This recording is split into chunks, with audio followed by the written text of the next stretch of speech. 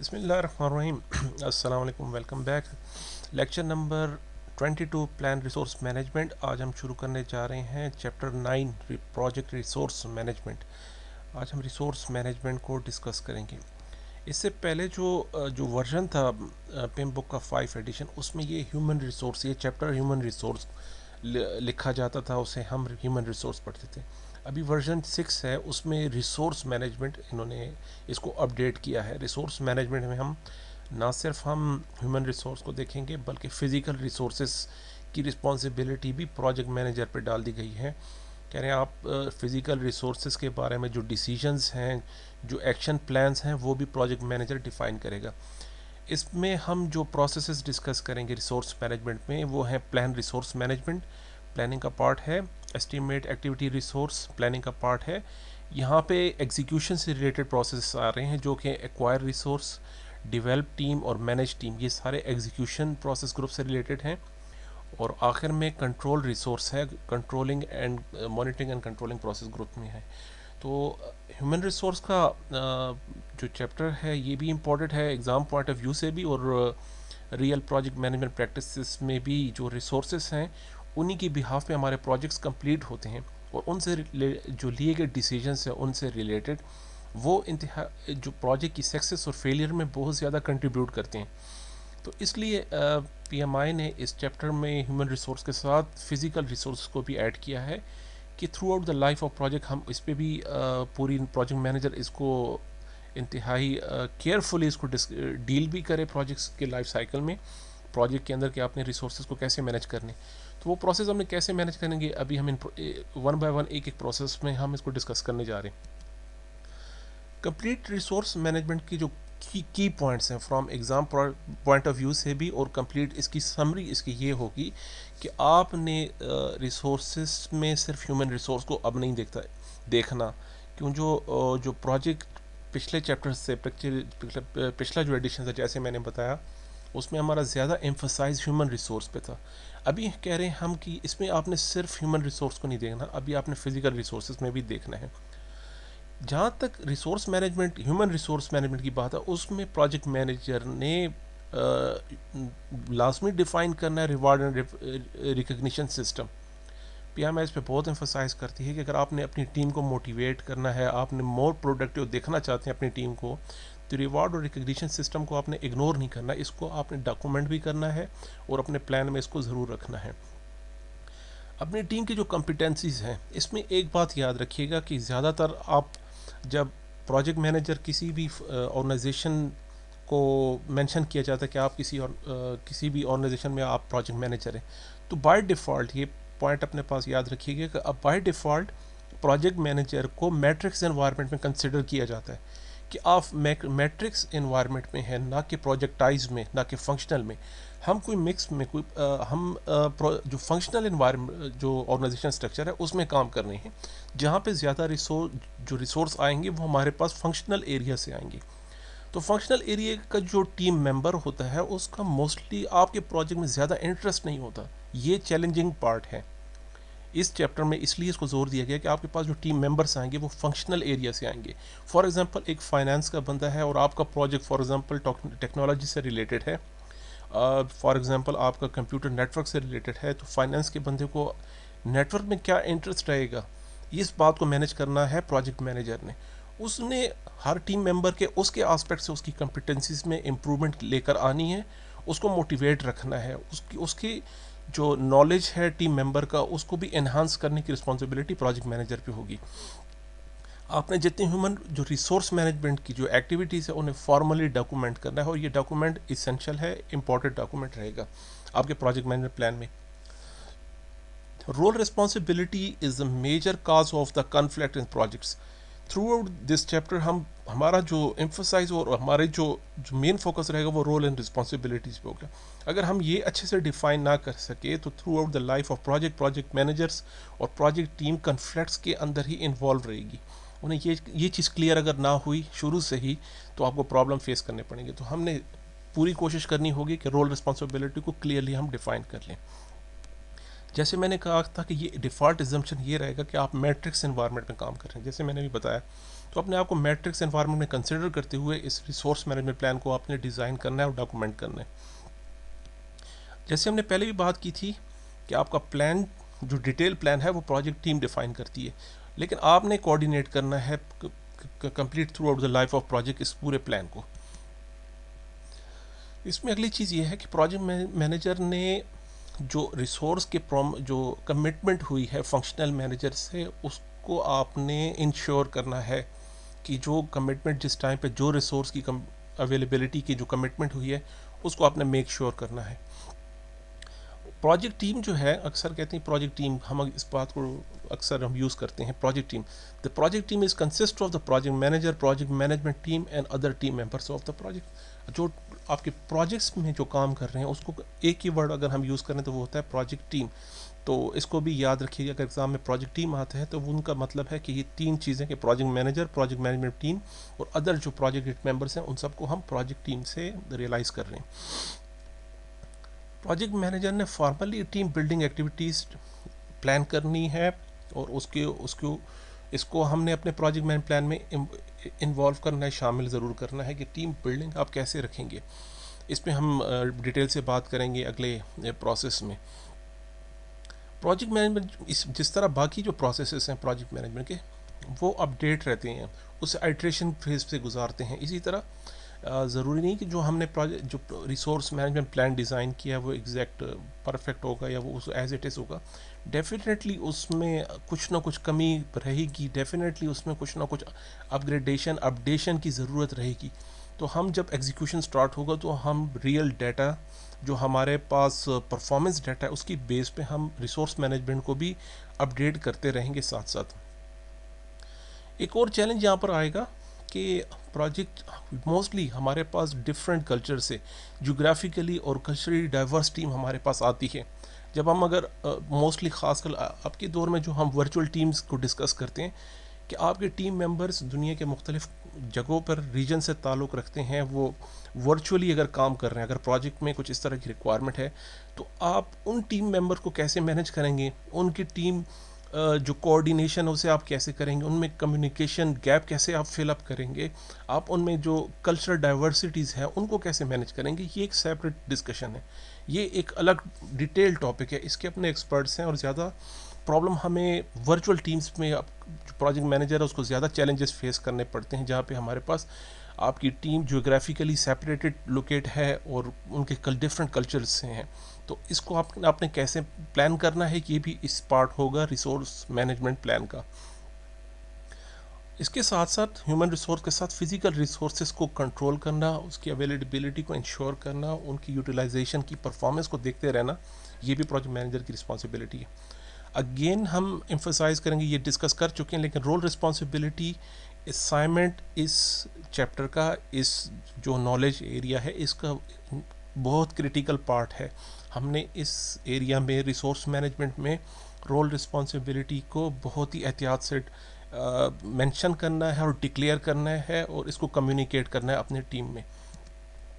अगर हम समरी देखें तो रिसोर्स मैनेजमेंट में प्रोजेक्ट मैनेजर को करना क्या है, उसने करना है कि कौन कौन से रिसोर्सेस हमारे पास रिक्वायर्ड होंगे, आइडेंटिफाई करें सारे रिसोर्सेस अपने प्रोजेक्ट के लिए, किस लेवल के लोग आपको चाहिए, किस स्किल सेट के साथ चाहिए, किस कैपेबिलिटीज़ के साथ चाहिए, कौन सी सर्टिफिकेशंस होनी चाहिए, कितने कैपेबल होने चाहिए।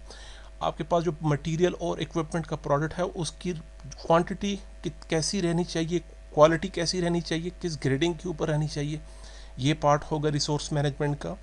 आपने रोल रिस्पॉन्सिबिलिटी डिफाइन करनी है each and every person of the project. Reward recognition system को इग्नोर मत कीजिएगा, उसको मेन पॉइंट इसमें रिवॉर्ड रिकग्निशन है। आपने ट्रेनिंग मोटिवेशन टीम बिल्डिंग कैसे करनी है, उसका आपके पास क्या एक्शन प्लान है, आपने फिजिकल रिसोर्सेज को कैसे मैनेज करना है, उसको किस तरह आप देखेंगे और परफॉर्मेंस को आप कैसे ट्रैक करेंगे। ये क्रक्स हैं इस complete resource management knowledge area के। तो इन सारे पॉइंट्स को अपने जहन में ज़रूर रखिएगा जब आप एग्ज़ाम में आप जाएंगे। तो ये कंप्लीट क्रक्स है रिसोर्स मैनेजमेंट का। रिसोर्स मैनेजमेंट का पहला प्रोसेस जो है वो हम प्लान रिसोर्स मैनेजमेंट को डिस्कस करेंगे। जैसे मैं मोस्टली हर चैप्टर में ये बात बता रहा हूँ इसको मैं समझाने की कोशिश कर रहा हूँ कि हर चैप्टर के एटलीस्ट आपको प्रोसेस के नेम आने चाहिए, नॉलेज एरिया का नाम आना चाहिए, और वो उसमें कितने प्रोसेसेस हैं, उसके इनपुट टूल टेक्निक का थोड़ा थोड़ा बहुत भी अगर आपको पास आइडिया हो तो आप काफ़ी हद तक अपने एग्ज़ाम को अपने जो क्वेश्चंस हैं उसको आप करेक्टली आंसर कर सकते हैं। आपको नॉलेज एरिया के एग्जैक्ट नाम, उनमें जितने भी प्रोसेसेस हैं उसका, और जिससे जो प्रोसेस ग्रुप से है, प्लानिंग से, एग्जीक्यूशन से है, वो मॉनिटरिंग कंट्रोलिंग से, रेलेवेंट प्रोसेस ग्रुप को आप अगर आप आइडेंटिफाई करते हैं तो आप राउंड अबाउट 60% तो आप आंसर के करीब रहते हैं। तो अब हम डिस्कस करते हैं रिसोर्स मैनेजमेंट नॉलेज एरिया का जो प्रोसेस है, प्लान रिसोर्स मैनेजमेंट, इसके इनपुट टूल टेक्निक्स और उनके क्रक्स को देखते हैं हम अभी।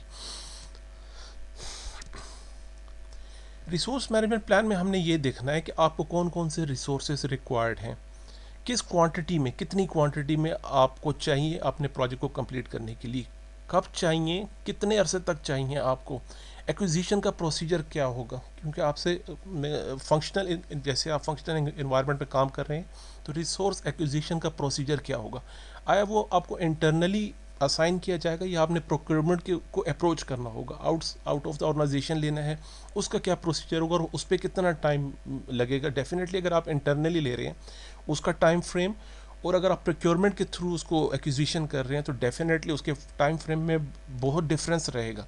इनके दोनों के प्रोसीजर बहुत डिफरेंट हैं। ये दूसरा डिपार्टमेंट पे असाइन हो जाता है, उसमें आगे कितना टाइम लगेगा इसको आपने ज़रूर देखना है, क्योंकि इसके साथ हमारे टाइम का जो फ्रेमवर्क है डेफिनेटली उसको इम्पैक्ट पड़ेगा। कॉस्ट कितनी आएगी रिसोर्सेज पे, जो रिसोर्सेज आपको चाहिए उस पर कितनी कॉस्ट आएगी। तो अगेन मैं यहाँ पे आपको क्लिक पॉइंट दे रहा हूँ कि आपको वापस पिछले चैप्टर में स्केजल मैनेजमेंट पर और कॉस्ट मैनेजमेंट चैप्टर में जंप बैक करके उसको अपडेट करना होगा कि यहाँ पे हमने ये चीज़, हमने अभी तक इस रिसोर्स मैनेजमेंट पे बात नहीं की थी, अब हम बात कर रहे हैं तो वो चीज़ वहाँ पे मिसिंग है। तो अगेन हम जाके scope management, work breakdown structure, अपना कॉस्ट मैनेजमेंट, अपना स्केजल मैनेजमेंट, अगेन यहाँ से हमारा अपडेट होगा। ये क्लिक पॉइंट्स हैं। अच्छा, यहाँ पे कोई लिमिटेड रिसोर्स, ऐसा कोई रिसोर्स पर्सन या ऐसा कोई रिसोर्स है जो क्वांटिटी में या क्वालिटी में उसकी रिक्वायरमेंट ज़्यादा है और उसकी अवेलेबिलिटी कम है, अगर ऐसी कोई चीज़ है तो उसको भी आप आइडेंटिफाई कर लें, वो क्रिटिकल सिचुएशन ना क्रिएट कर ले आपके प्रोजेक्ट में।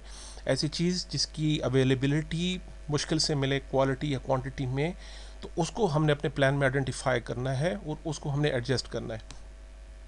आप अपने रिसोर्सेज को through out the life of project किस तरह मैनेज करते हैं, वो भी पार्ट होगा प्लान रिसोर्स मैनेजमेंट के डॉक्यूमेंट का।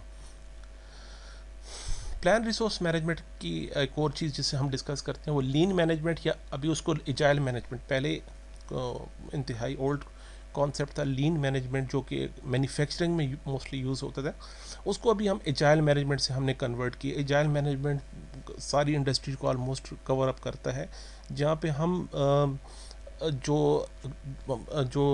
एक प्लान ड्रिवन होता है और एक होता है हमारे साथ दूसरा जो डॉक्यूमेंट होता है, एक प्लान ड्रिवन डॉक्यूमेंट्स होते हैं हमारे पास, प्लान होते हैं, और एक चेंज जो सिचुएशन होती है उसके साथ जो चेंज एक प्लान ड्रिवन होता है, एक चेंज ड्रिवन डॉक्यूमेंट्स जो होते हैं प्रोजेक्ट्स उससे रिलेटेड है ये चेंज। इसमें हम रन टाइम पे डिसीजंस लेते हैं। हमारे एजाइल मैनेजमेंट या लीन मैनेजमेंट में ज़्यादा जो फोकस रहेगा वो कस्टमर प्रॉस्पेक्ट से रहेगा। हमारे कस्टमर को कौन सी चीज़, किस तरह की क्वालिटी क्वांटिटी की चीज़ चाहिए, हमारा फोकस उसमें रहेगा। वेस्ट मैनेजमेंट मोस्टली, जैसे मैंने कहा मैन्युफैक्चरिंग जो इंडस्ट्रीज़ हैं उसमें वेस्ट मैनेजमेंट पे काफ़ी काम किया जाता है और इसमें हम कोशिश करते हैं कि किस तरह वेस्ट को एलिमिनेट किया जाए। कंटिन्यूस इम्प्रूवमेंट प्रोसेस हमने क्वालिटी मैनेजमेंट में डिस्कस किया था।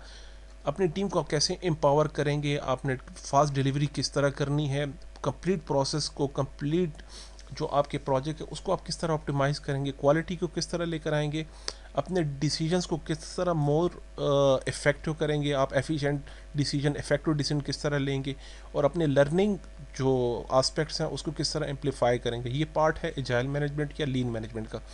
तो आपको एग्ज़ाम पॉइंट ऑफ व्यू से सिर्फ इतना पता होना चाहिए कि लीन मैनेजमेंट और एजाइल मैनेजमेंट होती क्या है, और किस जगह पे काम होती है। ये मोस्टली रन टाइम पे जो डिसीजंस होते हैं, जो जहाँ पे हम प्रोटोटाइपिंग से काम लेते हैं, जहाँ पे कस्टमर को अपनी रिक्वायरमेंट का भी सही तरीके से पता नहीं होता।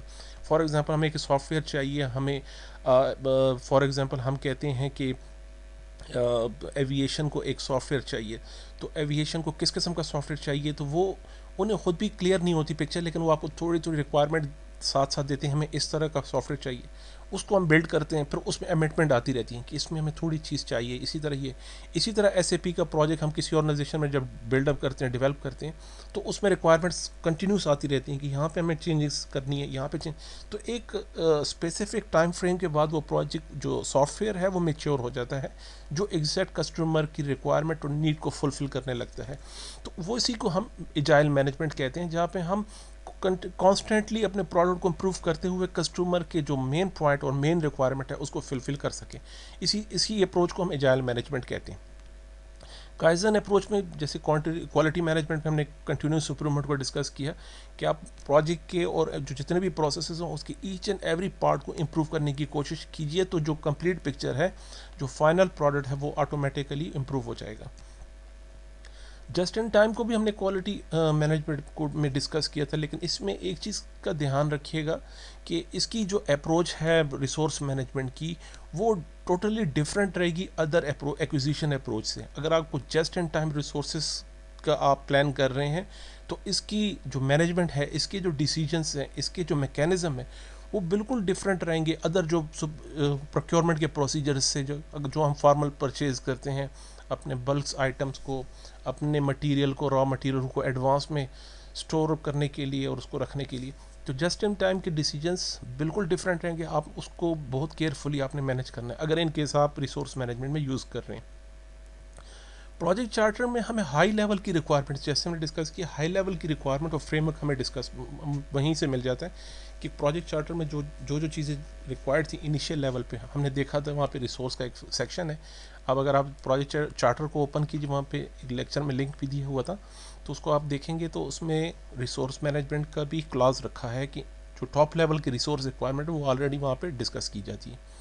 एग्जिस्टेंट डॉक्यूमेंट, अभी तक जितने प्रोजेक्ट मैनेजमेंट के डॉक्यूमेंट, जितने हमने प्रोसेस और नॉलेज एरिया डिस्कस कर लिए, जो अवेलेबल है आप उसको भी रिव्यू कर लीजिए कि हमारे पास टाइम फ्रेम कितना था, हमारे पास स्कोप कितना है, हमारे पास बजटिंग की लिमिटेशन कितनी है, क्वालिटी की रिक्वायरमेंट कितनी है, और आगे जो हम प्रोसेस डिस्कस करेंगे उसको भी हम इसी के साथ एडजस्ट करेंगे कि उनकी लिमिटेशंस क्या है। उसके हिसाब से हमने यहाँ पे रिसोर्स मैनेजमेंट को प्लान करना है और डॉक्यूमेंट करना है। प्रोजेक्ट के अदर डॉक्यूमेंट्स भी लेकर आएंगे हम, जैसे आगे हम डिस्कस करने वाले अदर जो पार्ट्स हैं उसको डिस्कस करेंगे।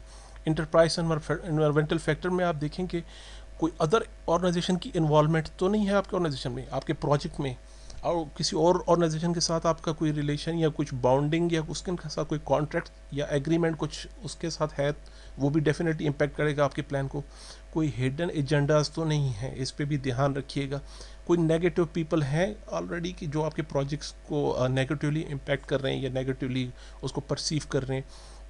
कोलोकेशन का डिसीजन ले सकते हैं या नहीं, तो अपने टीम को एक ही जगह हाईली रिकमेंड होता है कि को लोकेट किया जाए अपने टीम को, प्रोजेक्ट टीम को। अगर वो इफ़ इट इज़ पॉसिबल तो आप इसको डेफिनेटली आप इसी अप्रोच पे जाएं। अगर नहीं है तो उसके लिए आप अपने जो अल्टरनेट प्लान्स है उसको आप डिफ़ाइन करेंगे। कोई कॉन्ट्रैक्ट्स ऑलरेडी साइन हो चुके हैं, ट्रेनिंग नीड्स क्या है आपकी टीम की, तो ये इन्वायरमेंटल फैक्टर के ये फैक्टर्स हैं, इन्वायरमेंटल फैक्टर्स हैं। ऑर्गेनाइजेशन प्रोसेस एसेट देखेंगे, हिस्टोरिकल रिकॉर्ड्स, टेम्पलेट्स, और जो प्रीवियस प्रोजेक्ट्स की जो परफॉर्मेंस रिपोर्ट थी रिसोर्स मैनेजमेंट से रिलेटेड, हम उनको भी रिव्यू करके अपना रिसोर्स मैनेजमेंट प्लान को मैच्योर करके हम डेवलप करेंगे। जैसे हमने पिछले सेशन में बात की, role responsibility is a very important part of this resource management. यहाँ हम क्या कर रहे हैं, रिस्पॉन्सिबिलिटी असाइनमेंट मैट्रिक्स को ड्रॉ करने की कोशिश करेंगे। वर्क ब्रेकडाउन स्ट्रक्चर की एक्टिविटीज़ उसको हम मैप करेंगे ऑर्गेनाइजेशन ब्रेकडाउन स्ट्रक्चर पर। ऑर्गेनाइजेशन ब्रेकडाउन स्ट्रक्चर अगली स्लाइड्स में भी आ रहा है कि कौन सी एक्टिविटी किसने परफॉर्म करनी है, इसमें रिस्पॉन्सिबल ऑर्गेनाइजेशन कौन सी है और परफॉर्मिंग ऑर्गेनाइजेशन कौन सी है। एक ही हैं या डिफरेंट है, बाज़ों का डिफरेंट होती हैं। जहाँ पे डिफरेंट हो तो आपकी रिस्पॉन्सिबिलिटी, प्रोजेक्ट मैनेजर की रिस्पॉन्सिबिलिटी ज़्यादा हो जाएगी। हम कह रहे हैं बाज़ जगह पे रिस्पॉन्सिबल ऑर्गेनाइजेशन ये वाली रहेगी, परफॉर्मिंग ऑर्गेनाइजेशन यहाँ पे ये रहेगी, बाज़ों का दोनों यही हैं, अक्सर औकात दोनों एक जैसी होती हैं, अक्सर औकात डिफरेंट होती हैं। तो ये हमने ये ड्रा करना है एक मैट्रिक्स पे, एक टेबल पे, कि वर्क ऑर्गेनाइजेशन ब्रेकडाउन स्ट्रक्चर को वर्क ब्रेकडाउन स्ट्रक्चर एक्टिविटीज़ के ऊपर मैप करके हम, एक तरीका तो ये है, एक अप्रोच ये। दूसरी अप्रोच है रेसी की, रिस्पॉन्सिबिलिटी, अकाउंटेबिलिटी, कंसल्टेंसी और इंफॉर्मेशन।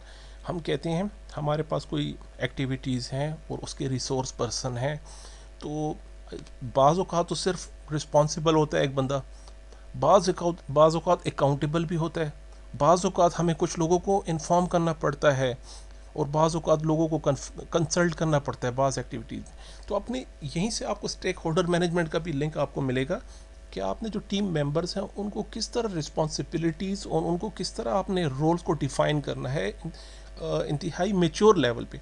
हम मोस्टली हमसे ये अक्सर ये गलती होती है ऑर्गेनाइजेशन में, जहाँ पे हम सिंपली असाइनमेंट्स करते हैं एक्टिविटीज़ की। यार आपने सिर्फ असाइन, ये काम आपको असाइन हो गया, ये आपने करना है। अब सिर्फ करना नहीं, बाज़ औक़ात असाइन एक बंदे को होता है, एक्चुअल काम कोई और बंदा करता है और किसी दूसरे को उसका पता भी नहीं होता कि यार ये काम कौन कर रहा है, किस वक्त में कर रहा है, कैसे कर रहा है। और हम बाज़ औक़ात किसी से, बाज़ औक़ात एक टीम मेंबर एक काम करने में बहुत ही एफिशिएंट होता है, बाज़ औक़ात एक बंदा मल्टीपल काम में एफिशिएंट होता है। तो बाज़ औक़ात हमें कंसल्ट भी करना पड़ता है कि यार अगर इस बंदे को ज़रूरत पड़ी हेल्प की या किसी और गाइडेंस की, तो कोई दूसरा बंदा असाइन हुआ उसको। तो हमें जो प्रोजेक्ट की एक्टिविटीज़ हैं उसमें रिसोर्सेज में ये चीज़ डिफ़ाइन करनी है कि कौन रिस्पॉन्सिबल होगा, कौन अकाउंटेबल होगा, कौन किसको कंसल्ट किया जा सकता है और किसे इन्फॉर्म करना ज़रूरी है। तो इसी तरह अगर हम इस मैट्रिक्स पे चलेंगे तो तो ये कंप्लीट पिक्चर क्लियर हो जाती है कि रिस्पॉन्सिबिलिटी, रोल रिस्पॉन्सिबिलिटी किस तरह साइन करनी है और किस तरह मैनेज करनी है। और already before the project execution ये चीज़ क्लियर रहेगी। कोई किसी से ये नहीं कहेगा यार मुझे मेरी किसी को तो इन्फॉर्म ही नहीं किया गया, आपने किसी से कंसल्ट ही नहीं किया, यार इसका तो रिस्पॉन्सिबल कोई और है, यार इसका तो अकाउंटेबल मैं तो नहीं हूँ, मैं क्यों करूँ। इस तरह के कन्फ्लिक्ट आप शुरू में ही अवॉइड कर सकते हैं with the help of this kind of chart, जिसे रेसी चार्ट कहते हैं। ऑर्गेनाइजेशन ब्रेकडाउन स्ट्रक्चर देखिए, जैसे हमने पिछली स्लाइड में कहा था, तो organisation breakdown structure mostly organisation में यूज़ होते हैं कि सीनियर लेवल, उससे नीचे सबऑर्डिनेट्स और उनके असिस्टेंट्स, और उनके असिस्टेंट पे नीचे टीम, इस तरह डिफाइन होती है। तो ऑर्गेनाइजेशन ब्रेकडाउन स्ट्रक्चर भी पार्ट होगा आपके रिसोर्स मैनेजमेंट प्लान का। ऑर्गेनाइजेशन किस तरह चल रही है, दैट्स समथिंग एल्स। आपने अपने प्रोजेक्ट को कैसे मैनेज करना है, आपने अपने हिसाब से अपना ब्रेकडाउन स्ट्रक्चर भी डिज़ाइन करना होगा अपनी टीम के लिए भी। ये तो ऑर्गेनाइजेशन ब्रेकडाउन स्ट्रक्चर हो गया। इसी के साथ, क्योंकि जैसे मैं बार बार कह रहा हूँ, ये मैट्रिक्स ऑर्गेनाइजेशन में आप काम कर रहे हैं, तो मैट्रिक्स को अपने प्रोजेक्ट के साथ आपने किस तरह इंटीग्रेट, कोऑर्डिनेट करना है, इसको हम यहाँ से इस तरीके से मैनेज करेंगे कि ऑर्गेनाइजेशन ब्रेकडाउन स्ट्रक्चर ये हुआ और उसके कुछ एरियाज़ के टीम मेंबर्स को मिला के आपका प्रोजेक्ट बन रहा है। तो आप अपने हिसाब से उसको किस तरह मैनेज करेंगे और किन किन लोगों से कैसे कंसल्ट करना है, ये हमारे इस रिसोर्स मैनेजमेंट प्लान का पार्ट होगा, सब सेक्शन। तो कम्युनिकेशन का जो सेक्शन है वो हम नेक्स्ट जो नॉलेज एरिया उसमें हम डिस्कस करेंगे कि आपने बाकी टीम्स के साथ किस तरह कोऑर्डिनेट करना है। रिसोर्स ब्रेकडाउन स्ट्रक्चर, कौन कौन से रिसोर्स, एक ब्रिज बनाना है फॉर एग्जांपल, उसकी फैसिलिटीज़ कौन कौन सी चाहिए होंगी, इक्विपमेंट्स कौन कौन से चाहिए होंगे, सॉफ्टवेयर कौन कौन से चाहिए, रिसोर्सेज, ह्यूमन रिसोर्स जो हैं वो कौन कौन से चाहिए हमें। यहाँ से क्लियर पिक्चर हो जाती है, जो पिक्चर क्लियर होती है कि हमें रिसोर्स ब्रेकडाउन स्ट्रक्चर, कि एक चीज़ को बनाने के लिए हमारे पास रिसोर्स और उसके कौन कौन से सब सेक्शन हमें रिक्वायर्ड हैं। तो यहाँ पे हमारे टूल टेक्निक्स में और क्या चाहिए, रिसोर्स मैनेजमेंट में वर्क ब्रेकडाउन स्ट्रक्चर डेफिनेटली चाहिए हमारे पास।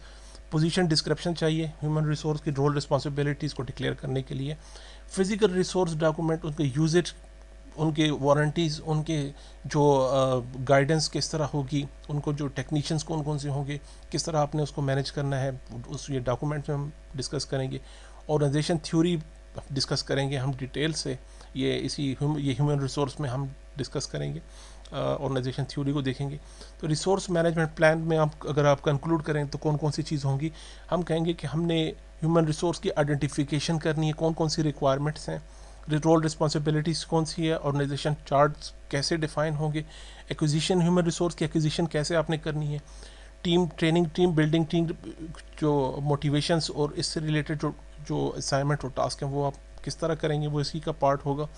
प्रोजेक्ट टीम मैनेजमेंट कैसे आप करेंगे, कोई कंप्लाइंस है ऑलरेडी, कोई रूल, कोई आईएसओ स्टैंडर्ड अगर आप फॉलो कर रहे हैं तो कंप्लाइंस पे हमारा फोकस रहेगा। Safety security is a significant part of resource management. Safety security के क्लास को हम डिस्कस करेंगे। और ह्यूमन रिसोर्स रिलीज़ का प्रोसीजर क्या होगा, क्योंकि हम मैट्रिक्स ऑर्गेनाइजेशन में काम कर रहे हैं तो ह्यूमन रिसोर्स को after the completion of project we have to release the human resource and other resources as well. Physical resources कौन कौन से रिक्वायर्ड हैं, उसके एक्विजिशन का प्रोसीजर क्या है, कहाँ से सोर्स कौन सा है, इंटरनल है, एक्सटर्नल है, प्रोक्योरमेंट है, इन्वेंट्री मैनेजमेंट पे कौन सी स्ट्रैटेजी आप अप्लाई कर रहे हैं, रिसोर्सेज को कैसे रिलीज़ करेंगे, ये फिजिकल रिसोर्स मैनेजमेंट का पार्ट रहेगा। रिवॉर्ड रिकग्निशन में ज़रूरी नहीं कि आप अवार्ड्स देते रहें, उसमें देखें सिंपल सी चीज़ें हैं। मोस्टली आप कोई अच्छा काम आप उससे अप्रिशिएट कीजिए। प्राइजेस अक्सर रखे जाते हैं ऑर्गेनाइजेशन में, कम ही देखने में आते हैं, लेकिन रिकमेंडेड है कि आप उसको अवार्ड, उनको रिकग्निशन का जो प्राइसिंग है उसको आप रखें। आपने टीम मेंबर्स के जो परफॉर्मेंस अप्रेजल्स हैं उनके लिए रिकमेंडेशंस है, उनके लिए लेटर्स हैं, लेटर ऑफ अप्रिसिएशन लिखे जाते हैं। बाज़ औक़ात कोई टीम मेंबर किसी दूसरे सेक्शन में काम करना चाहता है, कोई कोई फॉर एग्जांपल नेटवर्क वाला आदमी सॉफ्टवेयर में बहुत ज़्यादा इंटरेस्टेड रहता है कि यार हमें उसकी मोटिवेशन सॉफ्टवेयर में ज़्यादा थी, आप उसकी चॉइस के मुताबिक उसको काम दे दीजिए। बाज़ औक़ात नेटवर्क वाला का जो सॉफ्टवेयर वाले होते हैं उन्हें बाज़ औक़ात जो नेटवर्क के काम काफ़ी ज़्यादा इंटरेस्टिंग लगते हैं, उसमें कहते हैं यार मुझे वहाँ काम अगर मिल जाए तो मैं कुछ, तो वो आप अपनी टीम की जो चॉइस हैं, टीम के जो अपनी नीड्स है, मतलब जिसमें वो कंफर्टेबल फील करें, उनके हिसाब से भी अगर आप उनको काम असाइन करें तो ये this is also the part of reward and recognition of the team. The performance appraisals में आता है, तो उनके हिसाब से आप देखें, आपने नोट सेंड कीजिए उनके सीनियर मैनेजर्स को, उनके परफॉर्मेंस के, गुड एटीट्यूड के, उनके लिए अप्रिसिएशन लेटर लिखिए। अपने माइलस्टोन पार्टीज़ प्लान कीजिए, सेलिब्रेशंस देखें। बर्थडे पार्टीज़ को अक्सर ऑर्गेनाइजेशन काफ़ी सीरियसली और काफ़ी रेगुलरली सेलिब्रेट करती हैं बर्थडे पार्टीज़ को। Adjusting the project assignment to the activity they want, जो वो लोग चाहते हैं, ये हमने डिस्कस कर लिए ये पॉइंट। असाइन टू, अगर कोई team member non critical task activity पे काम करना चाह रहा है तो डेफिनेटली आप उसको ऑप्शन दीजिए कि नॉन क्रिटिकल पास पे, क्योंकि क्रिटिकल पास पे रिस्पॉन्सिबिलिटीज़ काफ़ी ज़्यादा रहती हैं, स्ट्रेस काफ़ी ज़्यादा रहता है, तो बास team member critical path activity पे काम करना पसंद नहीं करते। ओके फाइन, ये भी रिकॉर्ड में आता है, आप किसी और एक्टिविटीज़ में लगा दीजिए अगर if it is possible option है तो। टीम चार्टर में देखेंगे, यहाँ पे हम ग्राउंड रूल्स वगैरह डिफ़ाइन करते हैं, कम्युनिकेशन के जो मैनरिज्म जिसे कहा जाता है। जैसे हमने कहा है हमारे पास मल्टी डाइवर्स टीम आ रही है मुख्तलिफ़ कल्चर से, हमारे पास जो टीम है उनका बैकग्राउंड डेफिनेटली डिफरेंट है, एजुकेशन लेवल डेफिनेटली डिफरेंट है। ज़रूरी नहीं है टेक्निकल आदमी टेक्निकली अच्छा है तो और चीज़ों में भी अच्छा रहेगा। PMI इसको कतई इसको एक्सेप्ट नहीं करती। PMI कहती है अगर एक बंदा टेक्निकल ठीक है तो हो सकता है मैनेजमेंट साइड से कमज़ोर हो, एक बंदा मैनेजमेंट साइड से बहुत अच्छा है, ज़रूरी नहीं वो टेक्निकल अच्छा हो। तो हर इंसान में डेफिनेटली कमी बेशी रहती है। तो आपने टीम चार्टर्स, वर्किंग एग्रीमेंट्स शुरू में डिफ़ाइन कर लेते हैं। तो मेन सोर्स ऑफ कन्फ्लिक्ट्स ये होता है कि हम रूल्स को, ग्राउंड रूल्स को डिफ़ाइन नहीं करते, हम जो एथिक्स हैं, वर्क एथिक्स, उसको डिफ़ाइन नहीं करते, हम ये एज्यूम करते हैं कि हर बंदे को पता है। ये बहुत बड़ी गलती रहती है। ये इसको नोट करने वाली बात ये है कि हमने ये एज्यूम नहीं करना कि हर बंदे को हर चीज़ का पता है। अक्सर लोगों को नहीं पता होता, और हमने एज्यूम नहीं करना, हमने डिफ़ाइन करना है। हमने वर्किंग एग्रीमेंट्स डिफ़ाइन करनी, कम्युनिकेशन जो प्रोसीजर है, स्टैंडर्ड्स है, आप किसी को व्हाट्सअप कर सकते हैं, मैसेज कर सकते हैं किसी को, आप किसी को डायरेक्ट कॉल एनी टाइम कर सकते हैं। ये चीज़ आपने डिफ़ाइन करनी है, किस टाइम पे अलाउड है, किस टाइम पे नहीं। डिसीजन मेकिंग के स्टाइल्स और किस तरह आपने डिसीजंस के जो जितने टूल टेक्निक, कौन कौन से टूल्स आप अप्लाई कर सकते हैं। कन्फ्लिक्ट रिजोल्यूशन और ग्राउंड रूल्स में हम क्या करते हैं कि कोई किसी भी टीम मेंबर में कन्फ्लिक्ट आता है तो उसका प्रोसीजर डिफ़ाइन करते हैं कि उसको सबसे पहले कैसे अप्रोच करना है, किस मेंबर ने क्या करना चाहिए।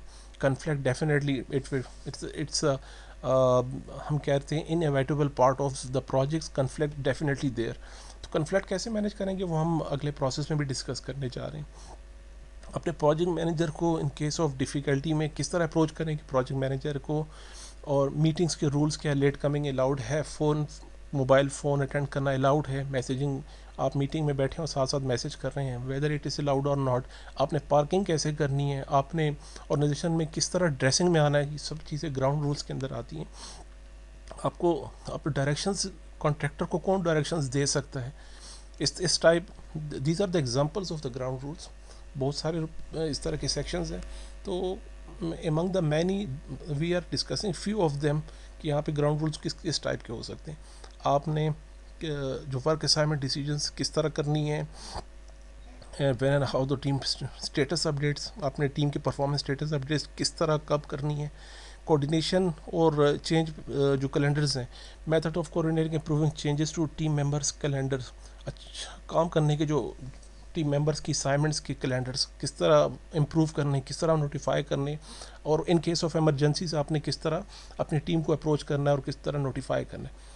इसके अलावा हम जितने डेफिनेटली जब हम प्लान यहाँ इस प्लान सेक्शन में आते हैं, तो जिस तरह मैंने बात की कि आपको दोबारा से स्कोप मैनेजमेंट में, दोबारा से स्केजल मैनेजमेंट में, कॉस्ट मैनेजमेंट के डॉक्यूमेंट्स आपने अपडेट करने हैं क्वालिटी रिक्वायरमेंट्स को, तो पिछले जो टॉपिक्स हम डिस्कस करेंगे वो डॉक्यूमेंट्स भी अपडेट होंगे, और नेक्स्ट जो प्रोजेक्ट नॉलेज एरिया हम डिस्कस करने जा रहे हैं वहाँ पर भी डेफिनेटली अपडेट्स आएंगी। Thank you so much. ये था हमारा प्लान रिसोर्स मैनेजमेंट का लेक्चर। सी यू इंशाल्लाह नेक्स्ट लेक्चर।